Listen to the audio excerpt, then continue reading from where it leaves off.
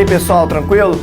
Sou eu novamente com vocês, professor Anderson Silva, História Geral, Gabarito Enem, é isso aí. Vamos tratar de um tema importante hoje? Vamos tratar de um novo tema, um tema Geração Revolucionária de 68, vou trazer alguns pontos importantes sobre esse tema. Como por exemplo, basicamente, o que nós já podemos discutir aqui é que a geração de 68 ela vem acompanhada de uma perspectiva industrial e consumista, que é uma mudança da terceira revolução industrial que veio para quê? Para trazer a eletrônica, para trazer a informática, para trazer também o toyotismo, não é? Então, nesse período você tem o surgimento de uma nova realidade industrial, o toyotismo, que você tem algo, uma mudança da indústria, a indústria hoje ela vive muito em função disso, que é uma produção em fator da demanda, não é? Você tem uma produção que ela não se estoca, você tem praticamente zero de estoque. Você tem uma produção voltada para demanda de venda. Então você vai ter um funcionário que ele não pode mais ter aquele quadro repetitivo lá da Revolução Industrial. Você vai ter um funcionário que ele tem que ser multitarefa, ele tem que ser multifuncional, porque assim ele pode ser deslocado para qualquer outro campo, para realizar qualquer outro tipo de atividade, não é? Então o toyotismo planta isso aí. Essa ideia de um funcionário que ele tem que ser multifuncional, multitarefa, não é? Um funcionário multitarefa, certo? Ora, com essa ideia de demanda, busca de demanda, você pensa em quem? Melhorar a qualidade de produtos. Porque aquele funcionário que ficava produzindo 20 mil peças por dia, agora ele pode produzir menos, de acordo com a demanda, e se preocupar em parar a produção e corrigir algum erro, caso ele tenha.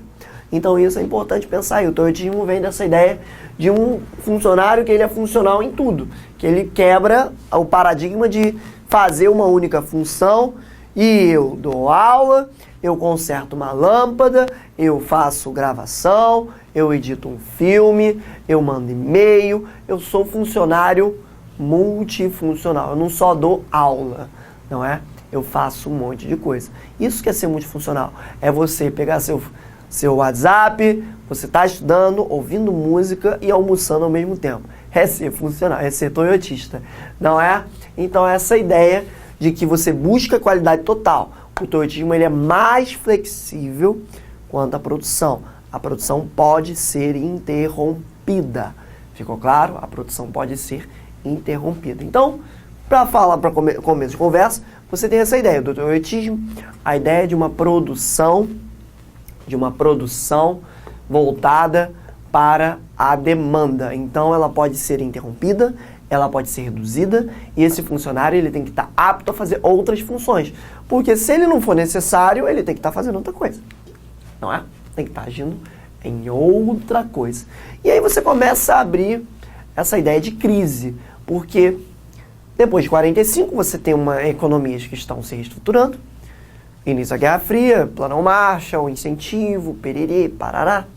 E aí você pensa, bem, vai haver certo momento que essas economias vão se reestruturar. E os Estados Unidos começam a ter um certo problema, porque as economias que ele ajudou a reconstruir começam a prejudicá-lo, já que ele vai importar mais do que exportar.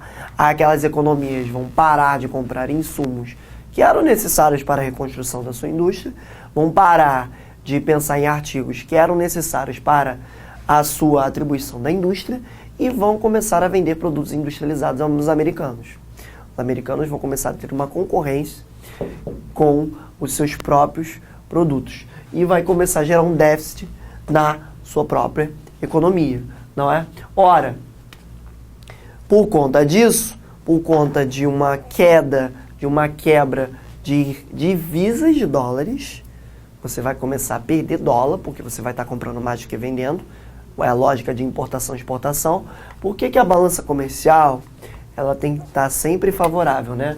Você tem que exportar mais do que importar, porque aí você vai ter a entrada de dólares. A partir do momento que você está comprando mais do que está vendendo, você tem saída de dólares, não é? Você vai começar a perder suas divisas de dólares, certo? Beleza. O que eu tô querendo brincar aí? Ó, devido a isso, os americanos vão abandonar o Tratado de Bretton Woods. e vão começar a produzir moeda americana sem garantia em ouro, prejudicando todas as outras economias que estavam ainda vinculadas ao acordo. Então, todas aquelas economias que eram dependentes vão sofrer devido à assinatura com Bretton Woods, a assinatura daquele tratado de Bretton Woods, que vinculava a moeda americana a o lastro de ouro, que transformava a moeda americana em uma moeda internacional, não é? Ora, Nixon aprova essa desvinculação do dólar com o ouro, quebrando as economias pelo globo.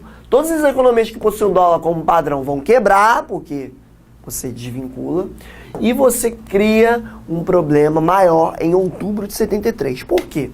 Devido a um efeito dominó e devido à guerra de Yom Kippur, lá entre Síria e Egito contra Israel, a Organização dos Produtores, dos Países Exportadores de Petróleo, a Organização dos Países Exportadores de Petróleo, a OPEP, em solidariedade a Egito e Síria, e, obviamente, contrários à figura de Israel, vai reduzir o fornecimento de petróleo no globo em 5% e aumentar o barril de petróleo em 70%. Meu amigo, o barril de petróleo no início dos anos 70, em 72, 71, tinha $2 de valor. No final dos anos 70 vai ter $34 o barril. Você tem um aumento aí de 1.500%. Então você tem um aumento que vai mostrar a dependência do globo com o petróleo. Vai mostrar a dependência do globo com essa fonte energética tão necessária, não é? Quando você, estudante, escuta de petróleo, a primeira coisa que você pensa é combustível de automóvel. Só que isso, a geração de energia elétrica, por exemplo, numa China, nos Estados Unidos, é feita pela queima de barris de petróleo. É feita pela combustão de carvão. Nós, aqui no Brasil, temos uma rede hídrica que permite que nossa rede de energética seja sustentável. Certo? Legal, interessante. Entretanto, isso acaba nos iludindo ao peso que isso aqui tem. O petróleo é a energia que sustenta as economias pelo mundo. O petróleo, o carvão e o gás natural. 3 fontes de energia não renovável, que são as maiores fontes de poluição do mundo. Carvão e petróleo em primeiro e segundo colocado, de forma em sequência, e que é extremamente necessário para a produção energética e a manutenção de uma máquina de guerra como os Estados Unidos, ou como outras nações do globo. Então mostra que esse petróleo ele é algo extremamente importante para a realidade global, e que com esse aumento do petróleo por si só, você vai ter esse acúmulo de petrodólares, né? Por esses países do Oriente Médio. Por isso que Dubai, Catar, tá do jeito que tá hoje, né? Porque o barril do petróleo é esse valor, meu amigo. É milhares e milhares e bilhares e trilhões de dólares, não é? Então, com essa crise, você vai gerar inflação, desemprego, vai dar freio às economias que estavam voltando, não é? As economias estavam voltando. E nessa brincadeira de crise, nesse período de crise, você tem o surgimento da contracultura, que é uma cultura da Beat Generation, que é contrária a valores conservadores e morais da sociedade americana. Esses valores vão ser exemplificados no rock and roll, com a figura dos jovens da classe média lutando contra o individualismo e o consumismo. Rock and roll, Elvis Presley, Beatles, Janis Joplin, Rolling Stones, Bob Dylan, figuras essas que vão ser contrárias ao padrão do que é certo. Vão ser contrárias ao que é correto no conservador. Não é o que é correto, o que é certo no conservador, para eles vai estar errado, não é? E o movimento hippie, que faz críticas à guerra do Vietnã, o rock também vai fazer isso, prega um movimento da paz, amor, tranquilidade, é nós que estamos aí e vamos aí na paz de Deus. É nessa brincadeira, no paz, no amor livre, na comunidade, aí, meu amigo, vamos viver a paz e o mundo. É essa a ideia, a lentidão do tempo. Porque nós vivemos um tempo rápido. Nós hoje vivemos um tempo tic-tac, tic-tac, tic-tac. É loucura, né? E o movimento hippie mostra, não, peraí, para que eu tô descendo. Para e vamos reduzir a marcha. Tá? Vamos dar uma moral, né? E aí você vai ter os festivais de rock, como o Woodstock, essa prática do paz e amor, da comunidade, daquilo que é contrário ao padrão. O padrão é esse? Não, eu quero fazer algo diferente. Eu quero fazer algo diferente, eu quero fazer algo, né, acima, não é? Então, essa ideia de movimento contra a cultura, contra algo que era cultural, os movimentos culturais, conservadores, não é?